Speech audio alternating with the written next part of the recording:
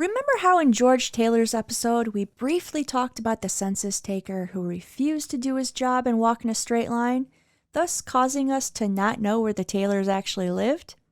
Today, it's all about that guy, John Allen Bigelow, who, before he was a census taker, snuck into the army twice, stole a train, dabbled in art, and advertised himself as the one-armed insurance salesman. It does take some mental strength to make it through war and readjust to civilian life as an amputee, while still maintaining a sense of humor. This is Birmingham Uncovered, a podcast by the Birmingham Museum, where we are exploring the diverse and compelling lives that built Birmingham, Michigan into the community that it is today. First, some background on Birmingham.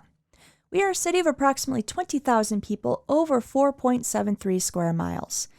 This area was occupied by members of the Three Fires Confederacy of Indigenous People before white settlement in the area started in the late 18-teens.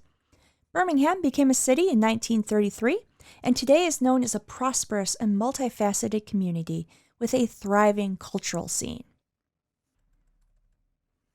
John Allen Bigelow was born on September 16, 1839 in Franklin, Michigan, to Jotham and Esther Susan Montague Bigelow. We have few details about his life as a child, save for he entered the workforce at the age of 13 and worked in carpentry. But an accident in a wood mill at 17 left his left arm severely injured, and he had to leave the trade. While this was a major setback for John at the time, it was actually a fairly fortunate occurrence in retrospect. But this did leave John Allen Bigelow looking for work in 1856.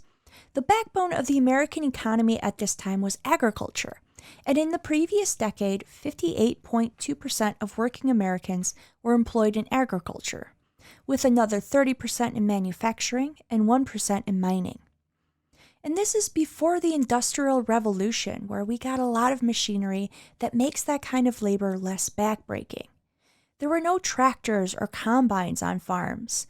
Planting, weeding, harvesting, and processing the harvest all had to be done by hand or with animal power. John's previous employment, carpentry, was done with hand tools. And while a mill's saw blades spun using water power, there were no safety procedures in place to protect the workers moving the wood that was being sawed. OSHA didn't exist yet. In fact, very few professions were open to a man who left school in his early teens and who wasn't completely able-bodied. In 1990, after decades of tireless work by disability advocates, the Americans with Disabilities Act became federal law. The act prohibits discrimination against people with disabilities in several areas, including employment, transportation, public accommodations, communications, and access to state and local government's programs and services, as well as providing easier physical access to public buildings. In 2023, many take these accommodations for granted, but John Allen Bigelow spent most of his life as a, quote, cripple, in a world in which widespread accommodations didn't exist for the disabled, and discrimination could keep him out of the work that was available to him. Like a lot of people who have to pivot career-wise, John Allen Bigelow went back to school, and he completed a year-long program in order to become a teacher. In the 1850s, when John Allen Bigelow was training to become a teacher, children were not required to attend school. But that didn't mean that there wasn't a demand for teachers or for schooling, but it meant that most children attended school seasonally, when they weren't needed to help with family farms or businesses. It wasn't until 1871 that a compulsory schooling law in Michigan required that children between the ages of 8 and 14 had to attend school for at least 12 weeks a year, and 6 of those had to be consecutive. While teaching was becoming more professionalized, very little was standardized. A teacher's necessary credentials varied from school to school and district to district. In some rural schools, they had to hire whoever they could get their hands on, even if it meant a teenager with an equivalent of an 8th grade education. Throughout the 1840s, single women increasingly took jobs as teachers, as it was one of the few legal jobs open to single women. Women were considered nurturing by nature, and as a bonus, they could be paid about 1/3 less than their male counterparts. And most of them were promptly fired as soon as they married.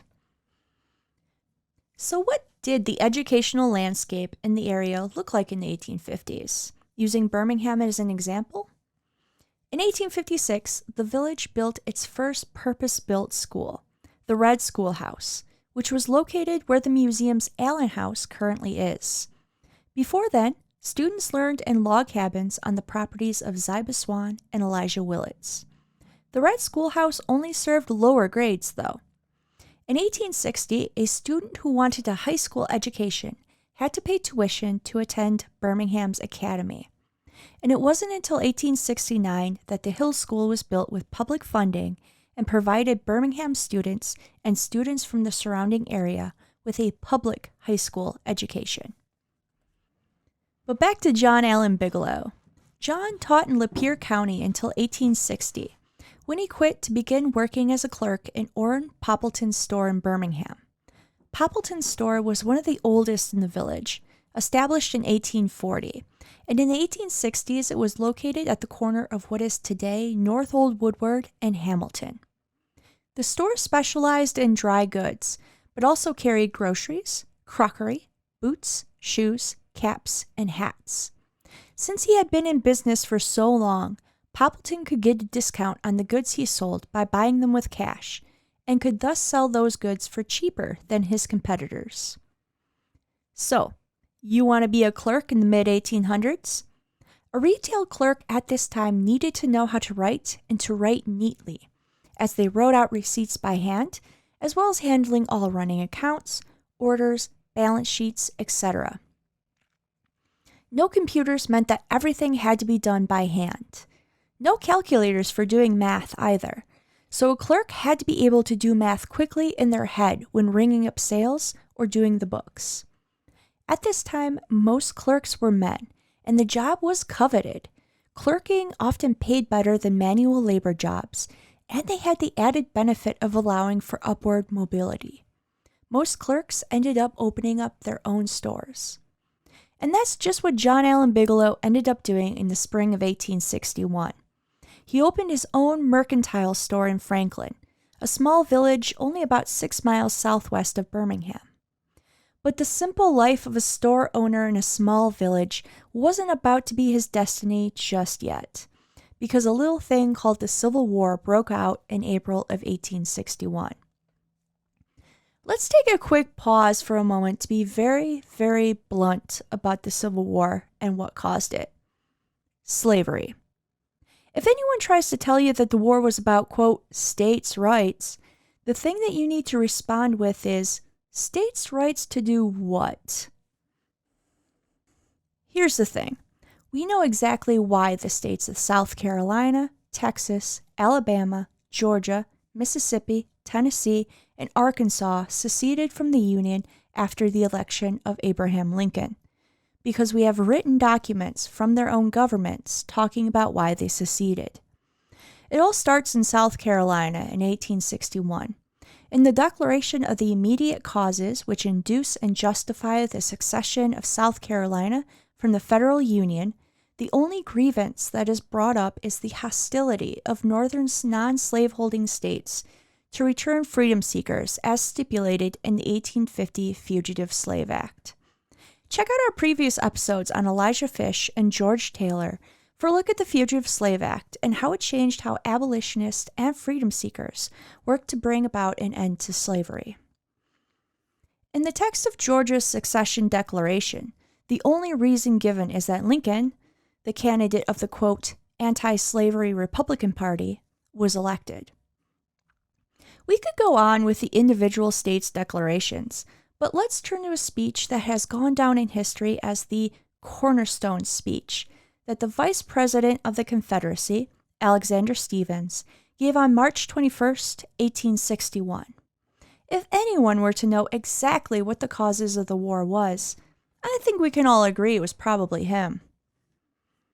After a very long and needlessly wordy section about how some of the United States' founders found slavery to be a great but necessary evil, he goes on to say,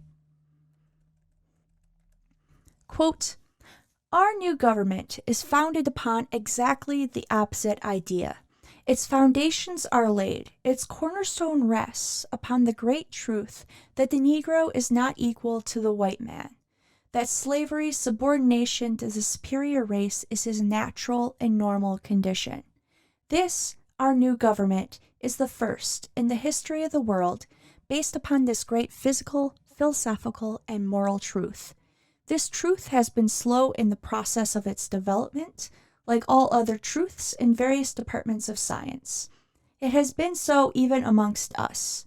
Many who hear me, perhaps, can recollect well that this truth was not generally admitted, even within their day.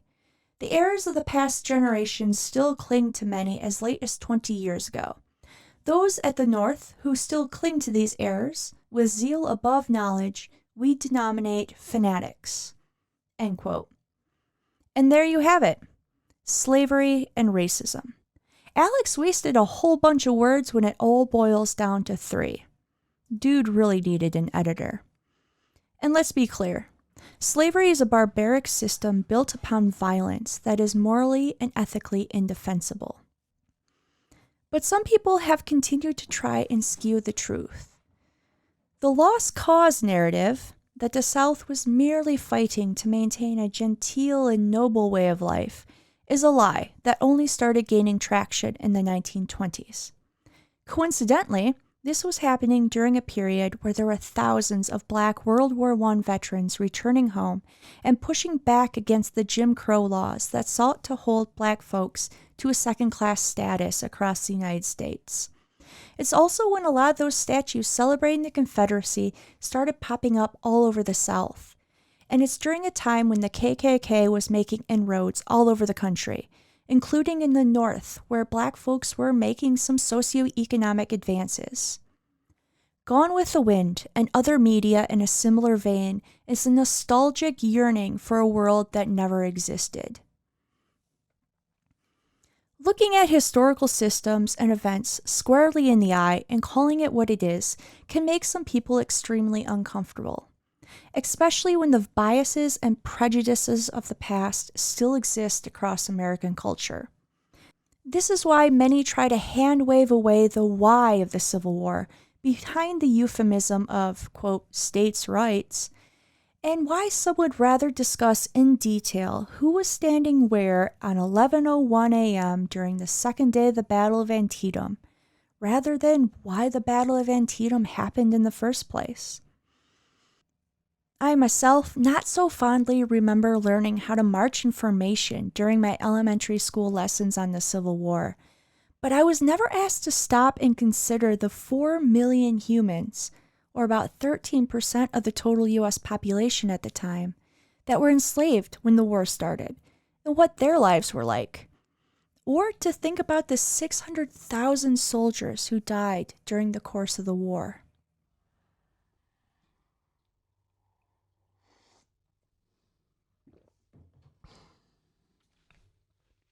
And so, with that out of the way, it's time to sneak into the Army. The same arm injury that ended John Allen Bigelow's carpentry career was the same injury that made the Union Army initially turn him away. But John was nothing if not persistent. He convinced an officer to swear him in for limited clerical duty. You know what the best thing is about being a clerk for the Army? You can put yourself down in the rolls for active service, and that's just what John did when he put himself down in the rolls as the bugler of Company C, 1st Michigan Cavalry, in August of 1861. Did John have any musical experience? If he did, we have no records of it. Buglers memorized about 50 bugle calls that informed soldiers in camp what time it was, or when it was time for things like meals and drills. And they also relayed messages on the battlefield. Civil War regiments also included drummers and fife players, But commanders quickly learned that buglers were the most effective way to carry messages across large and noisy battlefields when different regiments were separated. Buglers also carried weapons, as well as helping with other battlefield necessities, like ambulance work. Being a musician did not prevent John from seeing the horrors of battle. On May 23, 1862, John was captured at Winchester, Virginia, and sent to the notorious Libby Prison. Originally a 3-story tobacco warehouse in Richmond, Virginia, it was used to house Union prisoners of war, and quickly grew a reputation for being intensely crowded with limited provisions and where disease ran rampant. But a man who snuck his way into the army was not about to stay in prison. Here, our sources diverge. Some say that he and some fellow prisoners escaped after being held for 10 days, and we do have many tales of soldiers and groups of soldiers escaping Libby, so this is very possible. And some others say that he was allowed to leave as long as he promised not to rejoin the Union Army. And if this happened, obviously John had his fingers crossed behind his back during this promise. Either way, John was out of prison and, with 72 of his closest friends, now had to make their way back north. At Martinsburg, West Virginia, they encountered a train that they believed to be a Confederate train, and so they did the only sensible thing in that situation: hijack it and run it to Harper's Ferry, West Virginia. West Virginia had separated from Virginia in 1861 and was admitted to the Union shortly thereafter. As we'll see, the war changed American life and culture, but it also left a mark on its geography as well. That train ended up being a Union train, though, and John was put to work strengthening some of the infrastructure protecting Washington, D.C. before being honorably discharged. But while the war might have thought it was done with John Allen Bigelow was not done with it. He changed his name to John Allen, and look, we never said he was creative, okay? And he joined the Michigan 5th Cavalry on August 13th, 1862. This put him under the command of one George Custer. Yes, that Custer. And Custer was actually considered competent at his job during the Civil War. He would become far less competent at his job after the Civil War during the Western Indian Wars. It was here in the 5th Cavalry that John saw a lot of action and also befriended Richard Whitehead from Pontiac, Michigan. At our museum, we have copies of some of the letters that Richard and his brother Alvin wrote to their mother and 6 siblings during the war. In them, Richard talks about the action he took part in at Gettysburg, capturing Confederate supplies, including the paper he wrote the letters on, and how much he loved the gloves that his sisters had sent him, and how he was offered $1 for them but refused to sell them, and how he bought a horse that he was going to bring home and teach his youngest sister how to jump ditches and fences on. Richard mentions John Allen by name several times, so they must have been fairly close. At some point in 1863 or early 1864, Richard had been working on a letter to his sister Isabel, and had in the middle of it been called away to fight in a skirmish. John, fearing that his friend might not return to finish and send the letter, put his own name to it and sent it off to Isabel. Richard survived, and Isabel, intrigued, wrote back to John. Thus began John's correspondence with the Whitehead family, and in particular with Richard's sister Isabel, who he refers to in his diary as B, or Belle. In May 1864, Richard wrote to his family, quote, "I expect John has been giving you an account of all of our doings since we left." End quote.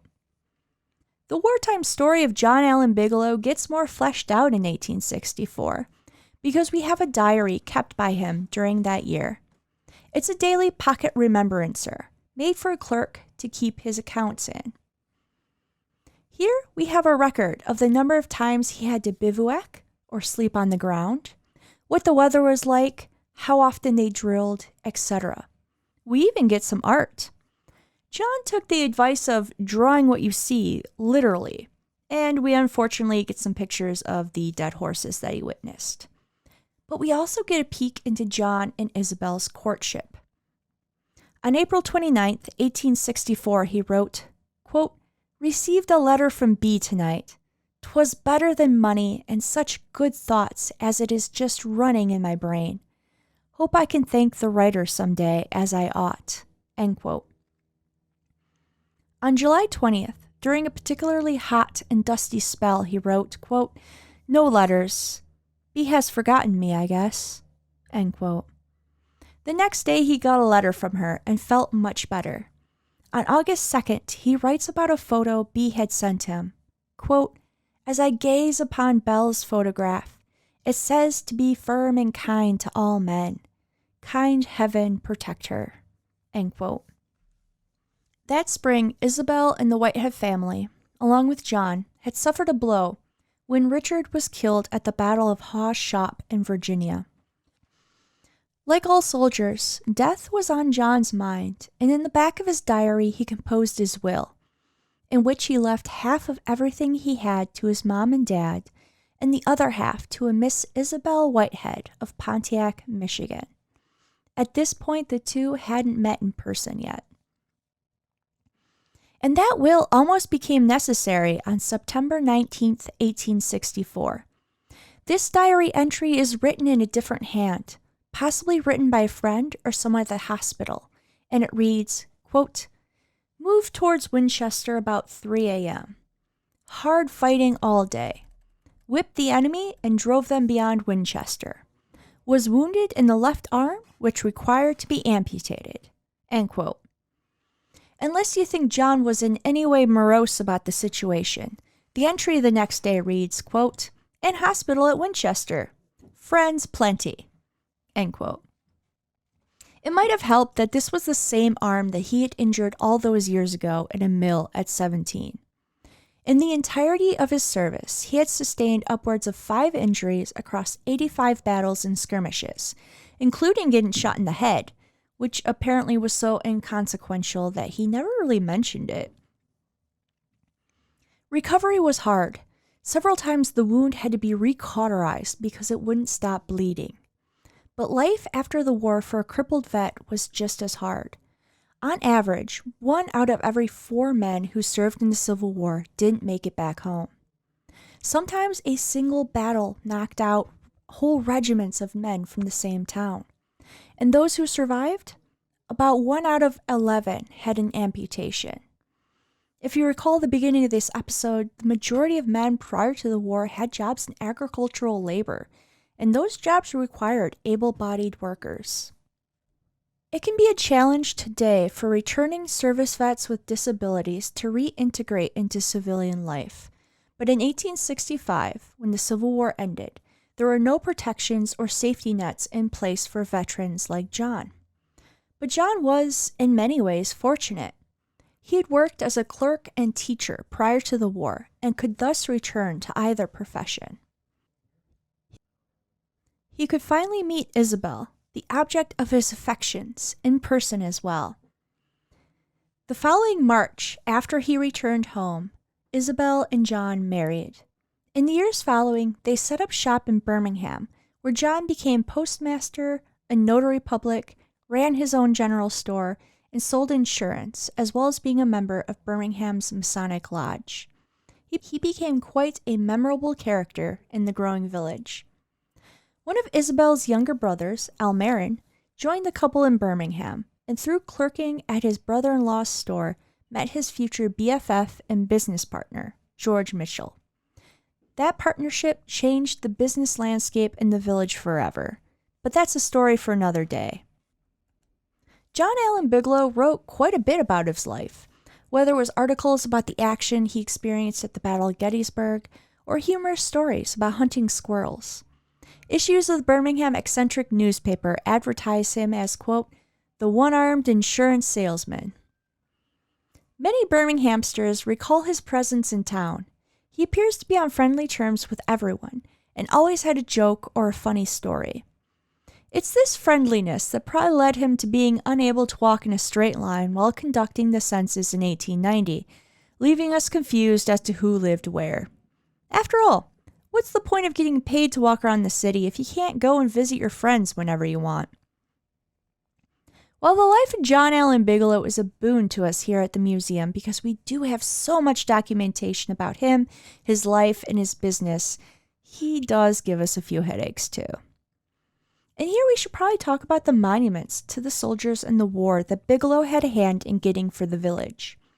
In 1904, the U.S. government was offloading some old military equipment, and Bigelow organized a fundraiser to purchase an old cannon from Fort Morgan, Alabama, that had been used during the Battle of Mobile Bay during the Civil War.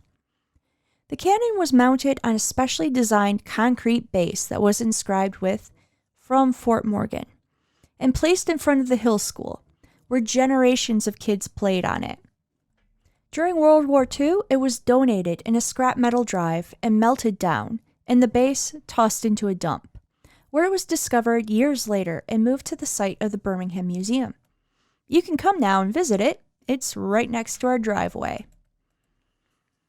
John Allen Bigelow died in 1925 at the age of 95, followed just a few months later by his beloved Belle. They were survived by 3 children, Mortimer, Bertha, and Elizabeth. A romance that started by letter ended 61 years later when communication was largely taking place by phone. A man who fought with muskets and sabers during the Civil War lived long enough to see the new horrors unleashed on battlefields during World War I, and probably read about the 2 military innovations that would soon completely replace the cavalry as he knew it: planes and tanks. People over the centuries have puzzled over human resiliency. How some people can come out of the other end of war and continue to live a happy and full life, while others might struggle, and others still might be destroyed by the experience. Reading John's Civil War diary and the articles he later wrote, he seems to be the sort of person who was always looking for the good or interesting in everything. Why dwell on an amputated arm when you have lots of friends visiting you in the hospital? Why walk in a straight line when working for the census when you can hopscotch all over town visiting friends? We sometimes joke that he reads a little bit like a himbo, a sort of happy-go-lucky human golden retriever. The other part of his resiliency might just be pure happenstance. John was, in some ways, prepared early on to ride out the upheaval after the war because he already had to retrain for a new career after an injury in his teens, rather than having to do so after the war. John Allen Bigelow's story is an important one, not just because he was a veteran of a war, but because we can see what life was like for a disabled individual in the mid-1800s through early 1900s. His life can also help us bridge the gap between the Civil War and everything that came after. Sometimes in history, wars are presented as their own little individual bubbles, separate from the other little bubbles of social movements. But this just isn't how it works. The Civil War laid the foundations for the future success of the women's suffrage movement, the growth of industry in the United States, the civil rights movement, and so many other things that impacted every facet of life in this country. And we'll have more stories later on that deal directly with the aftermath of the war. And speaking of resiliency, next time we have a story of a man who, when the going got tough, got going. Robert Updike disappeared without a trace from his Birmingham business, only to show up years later in New York. It's a story of business and failure in 1800s Birmingham, and how some people went out of their way to deal with economic reversals. To read parts of John's diary, to see photos and other documents related to his story, check out our website. The link is in the show notes. I'm Caitlin Donnelly, and thank you for joining us for this episode of Birmingham Uncovered. Special thanks to the Birmingham Area Cable Board for PEG grant funding that made this podcast possible. Also, thanks to past and present staff of the Birmingham Museum and our amazing volunteers.